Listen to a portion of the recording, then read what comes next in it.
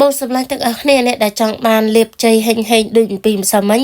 សៀម្នាក់3 ដងខមមិនពាក្យហេងហេងឲ្យអ្នកគ្រូម្នាក់មួយណាបើអ្នកគ្រូអត់ឃើញសៀអ្នកគ្រូនឹងអត់ free នៅក្នុងវីដេអូឯងអញ្ចឹងចង់ឲ្យអ្នកគ្រូ free លេខហេងនៅក្នុងវីដេអូកុំភ្លេចសៀម្នាក់3 ដងទាំងអស់គ្នាឲ្យអ្នកគ្រូឃើញសៀកាន់តែច្រើន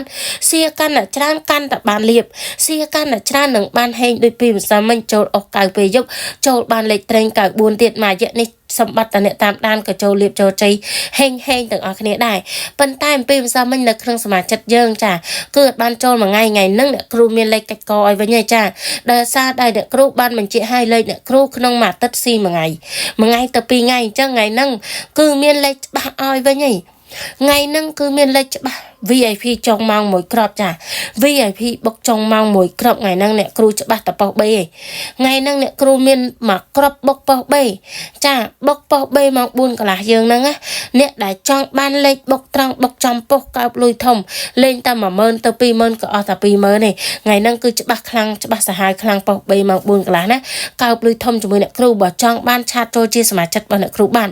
ឆាតចូលជាសមាជិកយកលៀបយកជ័យឆាតមកអ្នកគ្រូខ្ញុំយកអាលេខបុកប៉ុស B អ្នកគ្រូយក QR code អ្នកគ្រូសុំ QR code អ្នកគ្រូខ្ញុំបងតាមវិនយកអាមួយក្របប៉ុស B ចាអញ្ចឹងដូចអ្នកគ្រូបញ្ជាក់អញ្ចឹងថ្ងៃហ្នឹងគឺច្បាស់សាហាវប៉ុស B អ្នកគ្រូឲ្យបុក 50000 បានថ្ងៃហ្នឹងបុកធំបានណា50000 បានស្រាប់ VIP ចុងម៉ោង